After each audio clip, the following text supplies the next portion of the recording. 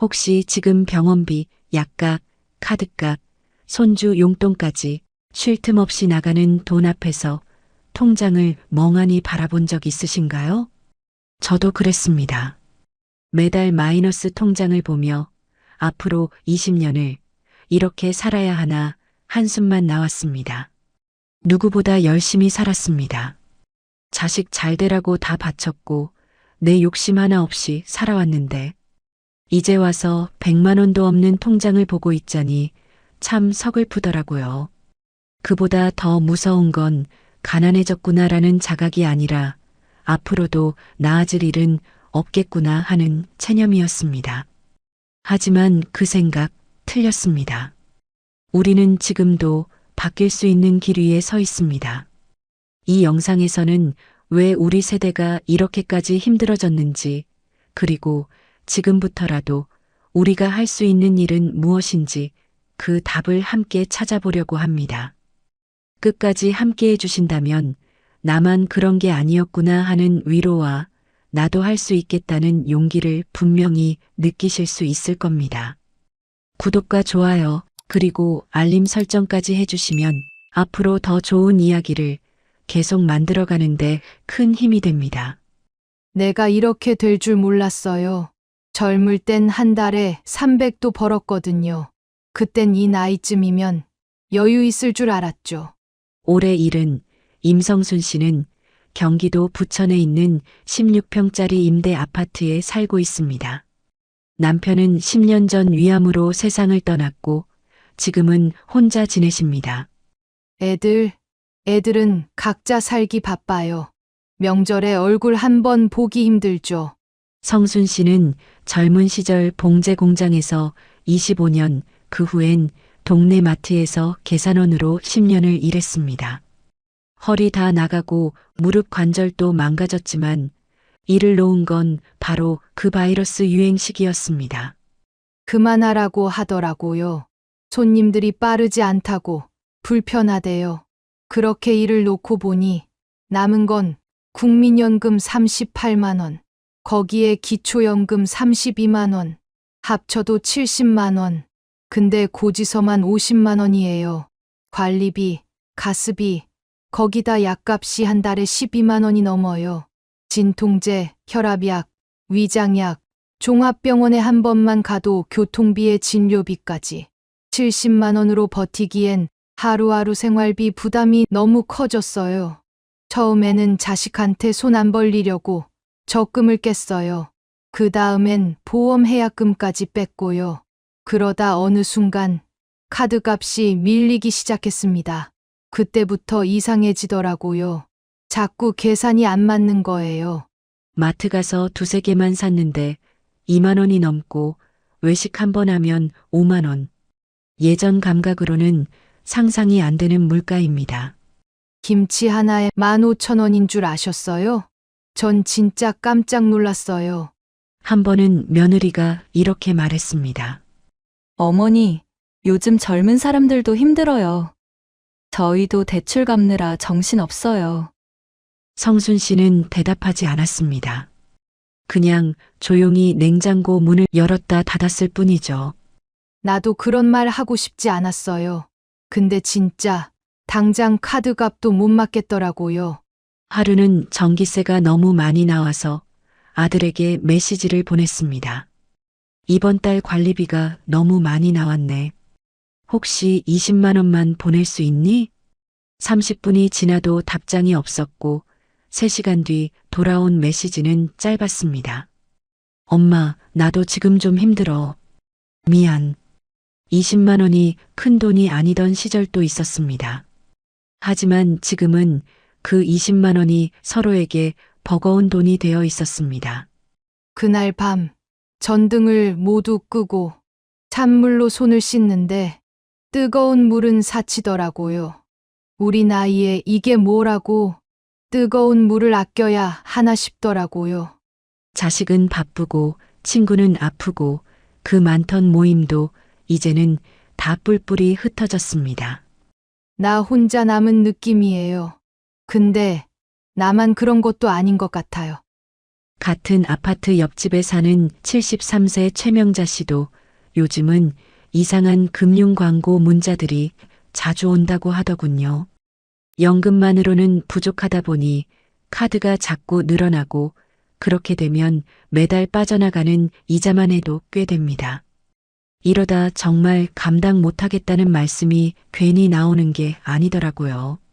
성순 씨가 처음 이상하다 느꼈던 순간은 휴대폰 요금이 자동이체 실패됐을 때였습니다.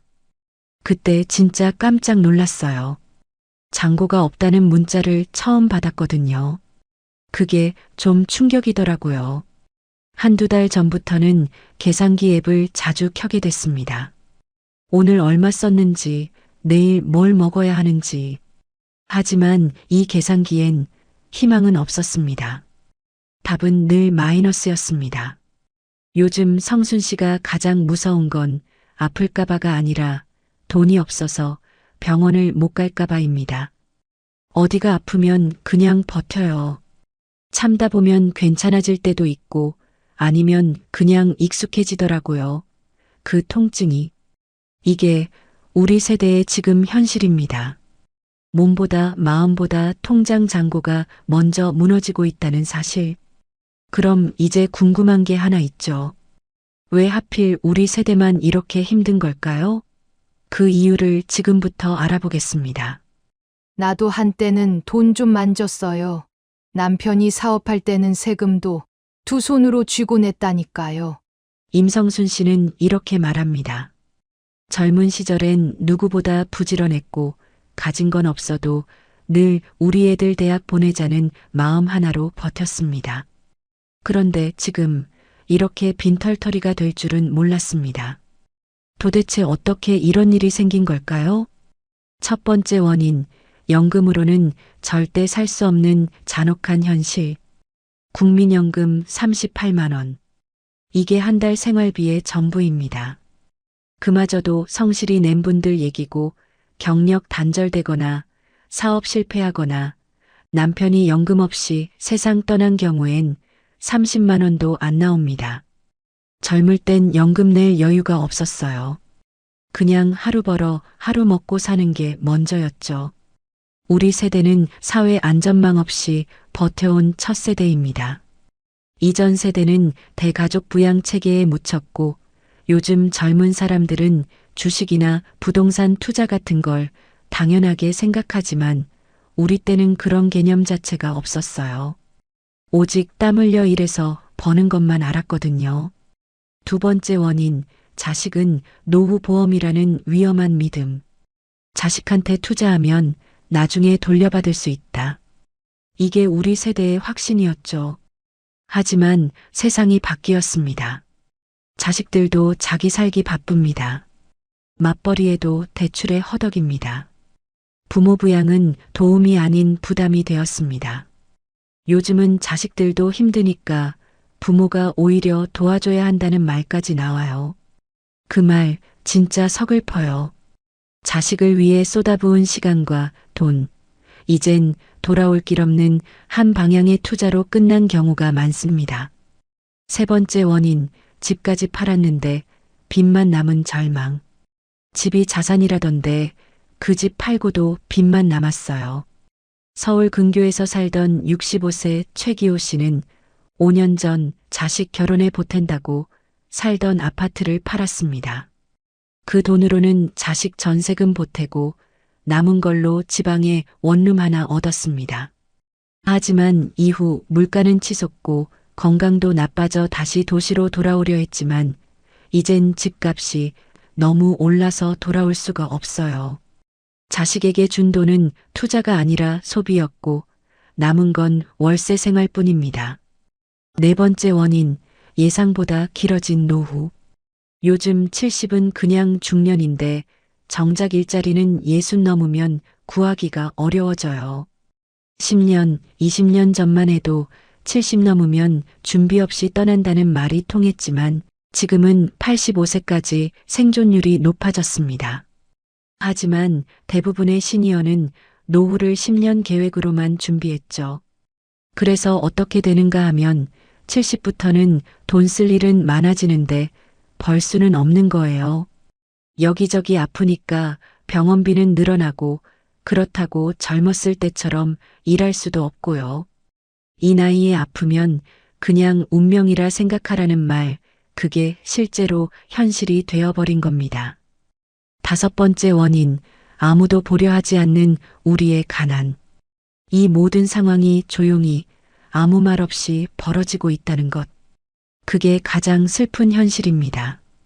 다음은 실제 성순 씨가 쓴 메모장 내용입니다. 8월 10일, 어제 감자국 데워서 또 먹음. 약값 카드 청구 11만 9천 원. 통장 잔고 8,700원. 8월 13일, 관리비 걱정 때문에 에어컨 대신 선풍기만 사용. 8월 30일, 관리비 이체 실패. 아들에게 문자 보냄, 답 없음. 이 기록은 누구에게도 보여줄 수 없지만 우리 세대 수십만 명이 비슷한 일기를 쓰고 있습니다. 자식 세대는 이렇게 말해요. 요즘은 다 힘들어요. 부모 세대도 좀 이해해 주세요. 그 말을 들은 성순 씨는 말이 막혔다고 했습니다. 아니, 우리는 다 감수하고 키웠는데 왜 지금은 우리가 이해받아야 하죠? 이건 이해의 문제가 아니에요. 세대별 삶의 구조가 완전히 달라졌기 때문입니다. 젊은 세대는 투자로 사는 세대고 우리 세대는 희생으로 버텨온 세대거든요. 희생은 기억되지 않았고 결과는 가난이라는 상처만 남았습니다. 많은 사람들이 노후 준비가 부족해서라고 말하지만 실제로는 노후 준비할 여유조차 없었던 삶이었습니다. 지금 이 영상을 보고 계신 분도 비슷한 상황이시라면 아실 겁니다. 이건 개인의 잘못이 아닙니다. 세상의 구조와 흐름이 우리를 여기까지 몰고 온 겁니다. 이런 현실 속에서 성순 씨는 더욱 깊은 절망에 빠져갔습니다. 내가 뭘 그렇게 잘못했을까요? 그냥 자식 잘 되라고 한 것뿐인데. 임성순 씨는 지난달 생일을 맞아 딸에게 문자를 보냈습니다. 엄마 생일이야. 시간 되면 잠깐이라도 얼굴 보고 싶다. 답은 오지 않았습니다. 대신 이틀 뒤 이렇게 문자가 왔습니다. 엄마 미안. 요즘 회사 너무 바빠서 깜빡했어요. 그날 성순 씨는 혼자 시장에서 미역국 재료를 사다가 갑자기 멈춰섰습니다. 혼자 먹는 미역국이 뭐라고 그냥 손이 안 가더라고요. 며느리는 요즘 경조사 단톡방도 나갔습니다. 손주는 이제 생일 전화도 하지 않습니다. 이젠 내가 가족인가 싶어요. 가족 단톡방도 조용합니다. 카톡 프로필은 바뀌었지만 그 안에 본인은 없습니다. 하도 조용해서 내가 그룹에서 나간 줄 알았어요. 성순 씨는 이번 여름을 선풍기 하나로만 버텼습니다. 관리비가 무서워서 에어컨은 꿈도 못 꿨어요. 밤에 너무 더워서 잠 못 드는 날이 많았지만 그래도 참았습니다. 가끔 시장을 지나가다가 비슷한 나이분들이 둘러앉아 수박을 나누는 모습을 보면 마음 한 구석이 찌릿했습니다. 나도 저랬을 텐데 이젠 부를 사람도 올 사람도 없어요. 친구들 대부분은 요양병원에 있거나 카카오톡 상태창이 기억합니다로 바뀌어 있습니다. 이런 외로움이 극에 달했던 건 딸과의 관계가 완전히 틀어진 후였습니다. 딸과의 마지막 전화는 2달 전이었습니다. 그때 이런 대화를 나눴어요. 엄마, 진짜 너무하신 거 아니에요? 뭐가? 왜 자꾸 돈 얘기해요? 우리도 애 키우느라 허덕여요. 나도 말 안 하려고 했지. 근데 약값이 이번 달 또 올랐단다. 그럼 나라에다 말해요. 왜 자꾸 우리한테 부담 주세요? 그날 성순 씨는 전화를 끊고 폰을 거실 한쪽에 던졌습니다. 그렇게까지 말해야 했나 싶더라고요. 그냥 창문을 오래 바라봤어요. 이 나이에 울기도 애매하잖아요. 그 사건 이후 모든 연락을 끊고 지낸 지 한 달. 어느 날 오후 낯선 번호로 전화가 왔습니다. 처음엔 스팸인 줄 알고 받지 않으려다 뭔가 느낌이 이상해 받았습니다. 언니, 저 기억하세요? 예전에 마트에서 같이 일했던 김영자예요. 10년 만에 전화였습니다. 며칠 전에 시장에서 우연히 언니를 봤어요. 너무 야위신 모습에 깜짝 놀랐거든요. 갑작스러운 연락에 성순 씨는 당황스러웠지만 그 전화 한 통으로 오랜만에 마음이 따뜻해졌습니다. 그냥 누가 보고 있었다는 말이 그렇게 위로가 되더라고요. 며칠 뒤 우편함에 성민고등학교 57회 동창회 모임 안내가 와 있었습니다. 동창회요? 그런 게 아직도 있나? 그 우편을 보는 순간 눈물이 흘렀습니다. 나는 세상에서 완전히 잊혀진 줄 알았거든요. 그 후 딸에게서 문자가 왔습니다. 3주 만이었습니다. 엄마, 지난번엔 정말 미안했어요. 혹시 이번 주말에 시간 되세요? 답을 바로 하진 않았습니다. 그저 핸드폰을 조용히 내려놓고 식탁에 앉아 창밖을 오래 봤습니다. 이게 사과인지 그냥 형식적인 건지 모르겠지만 그래도 말 한마디가 이렇게 아쉽더라고요. 며칠 뒤 김영자 씨가 반찬을 한 통 들고 찾아왔습니다. 혼자 지내신다길래 겸사겸사 김치 좀 했어요. 성순 씨는 처음엔 사양했습니다. 하지만 김영자 씨는 웃으며 말했습니다. 언니, 혼자 사시는 거지 정말 아무도 없는 건 아니잖아요. 저처럼 언니 걱정하는 사람도 있고요. 그 말이 가슴 깊이 박혔습니다. 그날부터 뭔가 조금씩 바뀌더라고요. 길을 걸을 때도 마트 계산할 때도 내가 완전히 투명한 존재는 아니란 느낌이 들었어요. 그런 마음의 변화가 있었기 때문일까요? 얼마 후 딸이 찾아왔습니다. 주말 오후였습니다. 성순 씨는 오랜만에 국을 끓이고 밥을 했습니다. 말은 없었지만 딸이 집에 들어올 때부터 기쁜 마음에 가슴이 떨렸습니다. 식사를 마친 뒤 딸이 조심스럽게 입을 열었습니다. 엄마, 그때 그렇게 말해서 정말 미안했어요. 사실은 나도 너무 지쳐 있었어요. 나 사실 엄마가 문자 보낼 때마다 마음이 너무 아팠어요. 근데 솔직히 감당이 안 되더라고요. 성순 씨는 말이 막혔습니다. 항상 무심하다고만 생각했던 딸의 입에서 감당이 안 된다는 말이 나올 줄은 몰랐습니다. 사실 오빠랑 얘기했었어요. 우리 둘이 매달 돈 보내드릴까 하고. 근데 오빠는 요즘 일도 없고 나는 대출에 허덕이고 그러면서 서로 미루다가 그냥 못 본 척하게 되더라. 그게 너무 죄책감이었어요. 며칠 뒤 성순 씨 휴대폰에 손자 준호에게서 문자가 왔습니다. 할머니 안녕하세요. 생일날 연락 못해서 죄송해요. 엄마가 힘들어 보여서 할머니한테 연락하면 안 될 것 같았어요. 근데 이제 엄마가 괜찮다고 해서 문자 드려요. 할머니랑 같이 시장 갔던 거 아직도 기억나요. 방학 때 다시 만나요. 그 문자를 보고 성순 씨는 조용히 눈을 감았습니다. 아무도 자기를 생각하지 않는 줄 알았는데 그런 생각이 조금씩 바뀌었습니다. 그런데 이런 작은 위로들이 하나씩 늘어나기 시작했습니다. 며칠 후 친구와 동창회 이야기를 하며 오랜 친구들에 대한 근황을 들었습니다. 그중 한 친구 홍미자 씨가 이런 말을 했다고 합니다. 성순이는 진짜 착했어.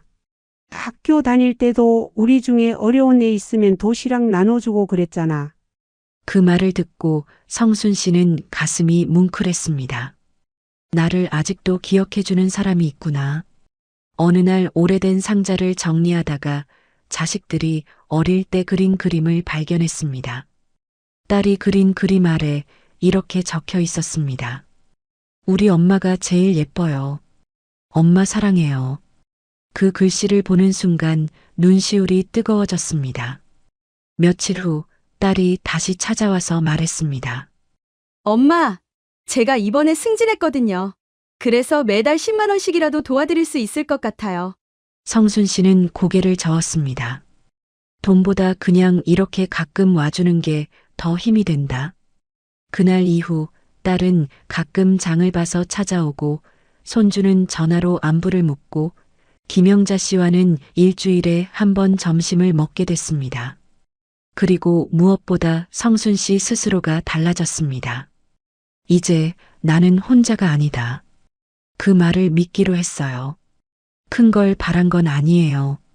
그냥 말 한마디, 눈빛 하나. 그게 그렇게 간절했어요. 그런데 관계만 회복되었다고 해서 모든 문제가 해결된 건 아니었어요. 여전히 통장엔 돈이 부족했고 현실적인 문제들은 남아 있었거든요. 그래서 성순 씨는 이렇게 생각했습니다. 관계도 회복했으니 이제 생활도 조금씩 나아지게 만들어 봐야지. 이제부터 성순 씨가 실제로 실천해서 효과를 본 방법들을 소개해 드리겠습니다. 성순 씨가 터득한 방법들은 특별하지 않습니다. 하지만 작은 실천들이 모여 큰 변화를 만들어낼 수 있는 현실적인 해결책들입니다. 첫 번째 해결책, 돈 새는 구멍 막기. 우린 들어오는 돈은 정해져 있잖아요. 근데 나가는 돈은 잡아보면 끝이 없습니다. 성순 씨도 처음엔 어디로 돈이 새는지 몰랐어요. 그래서 하루에 쓴 돈을 3칸으로 나눠 적어보기 시작했습니다. 살아가는데 꼭 필요한 돈, 있으면 좋은데 없어도 되는 돈, 아예 안 써도 되는 돈. 마지막 칸이 많으면 거기가 새는 구멍입니다. 또 하나, 카드 말고 현금 봉투를 써보세요. 카드는 다음 달에 빠져나가니까 내가 얼마나 썼는지 실감이 안 나요. 현금은 쓰는 순간 줄어드는 게 보입니다. 식비, 차비, 용돈을 봉투에 나눠 담으면 절대 한도 이상 안 쓰게 됩니다. 보험, 휴대폰 요금도 다시 보셔야 합니다. 예전엔 필요했지만 지금은 필요 없는 특약이 많아요. 휴대폰 요금제도 쓰는 양보다 비싼 경우가 많습니다. 이것만 줄여도 한 달에 몇만 원은 남아요.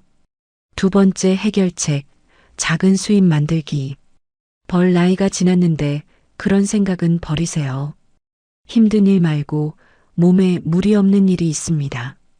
우린 평생 쌓아온 솜씨가 있잖아요. 주민센터나 평생학습관에서 강사나 보조 강사를 뽑을 때가 많습니다. 시간당 2만 원, 주 2회만 해도 한 달 16만 원이에요. 또 도서관 책 정리, 전시 안내, 학교 돌봄 교실 보조 같은 일도 있습니다. 이건 체력 부담이 거의 없습니다. 집안에 안 쓰는 물건을 팔아도 됩니다. 몇 년째 안 쓰는 가전, 입지 않는 옷, 안 쓰는 가구들을 팔아보세요. 처음엔 2, 3만 원이라도 한 달 모이면 10만 원이 넘습니다. 게다가 집이 정리되니 쓸데없는 소비도 줄어요. 세 번째 해결책, 건강 지키기가 최고의 절약. 병원비는 한 번 나가면 큽니다. 하루 20분 걷기, 싱겁게 먹기, 정기검진.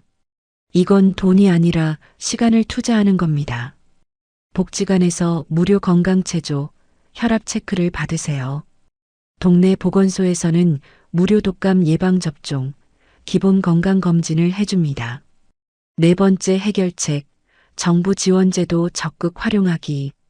많은 분들이 받을 수 있는 혜택을 모르고 지나치는 경우가 많습니다. 기초연금, 주거급여, 의료급여, 에너지 바우처, 문화누리카드.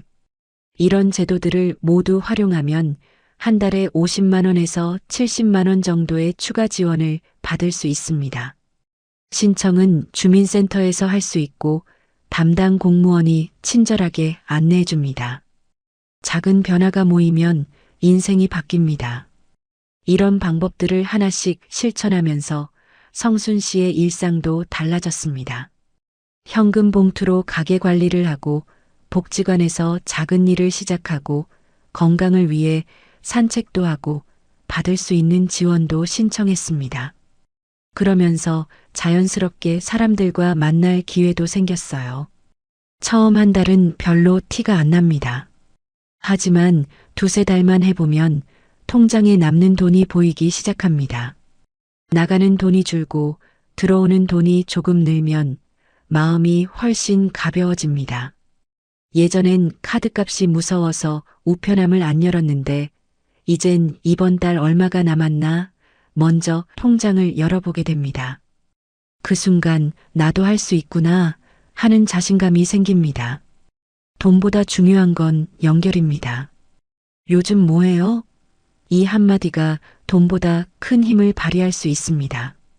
몸이 아파도 누군가 걱정해주는 사람이 있다는 느낌이 가장 큰 치료고 돈이 부족해도 말이 오가는 인간관계가 가장 큰 위안입니다. 우린 평생을 버텨온 세대입니다. 경제위기, IMF, 자식들 교육비 폭탄 다 견뎌왔습니다. 지금도 늦지 않았습니다. 성순 씨도 말합니다. 진짜 중요한 건 누구랑 밥을 먹느냐더라고요. 메뉴보다 사람이더라고요. 하지만 그렇다고 현실을 외면할 수는 없죠. 관계도 회복하고 동시에 작은 절약도 실천하고 조금씩이라도 수입을 늘려가는 것. 이 모든 게 함께 이뤄질 때 진짜 변화가 시작됩니다. 변화는 거창하게 시작할 필요 없습니다. 오늘 가족에게 안부 문자 하나 보내고 내일은 쓸데없는 지출 하나 줄이고 모레는 동네 복지관에 한번 가보는 것. 그런 작은 실천들이 쌓이면 100만 원도 없던 통장과 텅 빈 마음이 모두 조금씩 채워집니다. 중요한 건 오늘부터 시작하는 겁니다. 성순 씨도 그렇게 시작했습니다. 그로부터 석 달 후 연말이 되었습니다. 성순 씨의 집에 오랜만에 가족들이 모였습니다.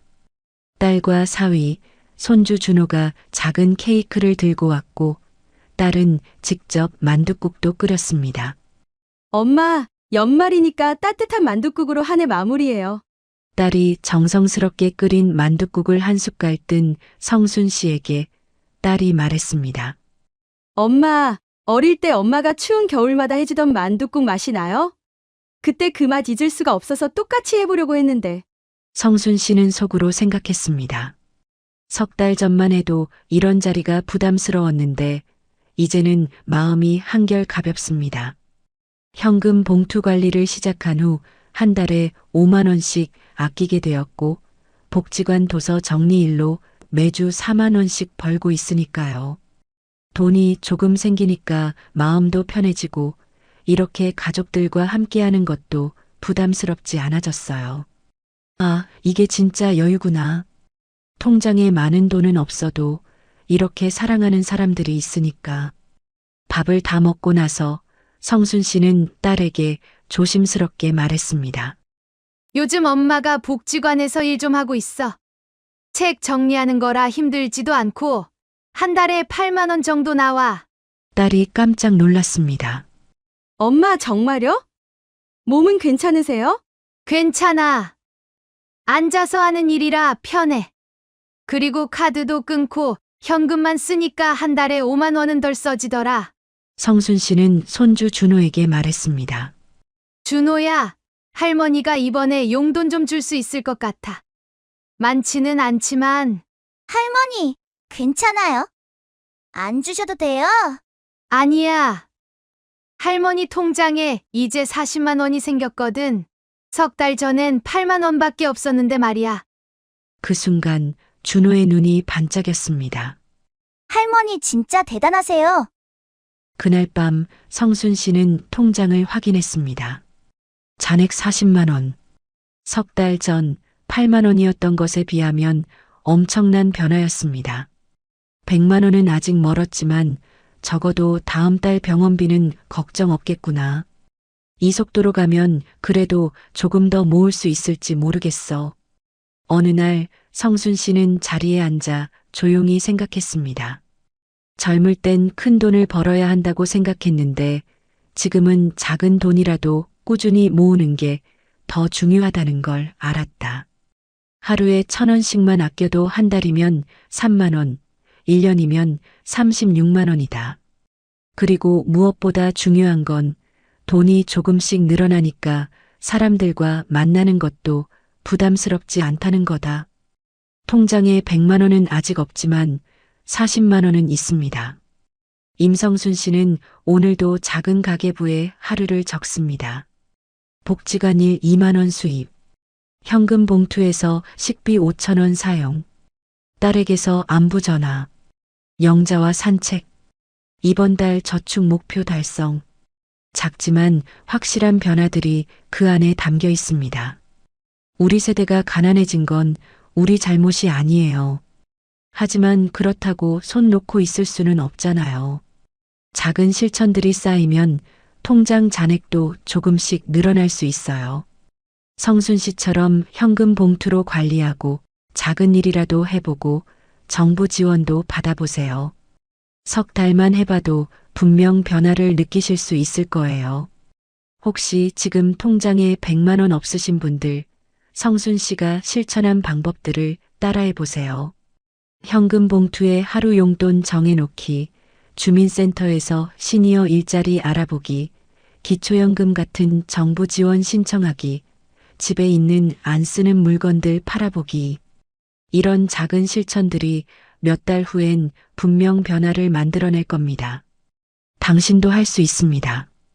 성순 씨가 8만 원에서 40만 원으로 늘린 것처럼 여러분도 지금보다는 나아질 수 있어요. 오늘부터 시작해 보세요. 작은 한 걸음이 통장 잔액을 바꿔놓을 겁니다. 그리고 오늘 저녁 통장을 한번 열어보세요. 거기서부터 변화가 시작됩니다. 하지만 무엇보다 중요한 건 혼자가 아니라는 걸 아시는 거예요. 그동안 정말 고생 많으셨어요. 이 말 누군가 해주지 않았다면 제가 오늘 대신 전해드릴게요. 당신은 충분히 잘해오셨고 앞으로도 잘 살아갈 수 있는 분입니다. 그 마음만으로도 우리는 다시 한 걸음씩 걸어갈 수 있습니다. 긴 이야기 끝까지 함께 해주셔서 감사합니다. 오늘 말씀이 도움되셨다면 좋아요와 구독 부탁드려요. 여러분의 클릭이 제게 큰 힘이 됩니다. 댓글로 여러분의 이야기도 들려주세요. 우리의 작은 경험이 다른 누군가에겐 큰 위로가 됩니다. 성장하는 시니어와 함께 더 나은 내일을 만들어가요. 성장하는 시니어, 오늘도 한 걸음 더 성장합니다. 나이는 숫자일 뿐, 성장은 계속됩니다. 지금이 내 삶의 진짜 시작이에요. 감사합니다.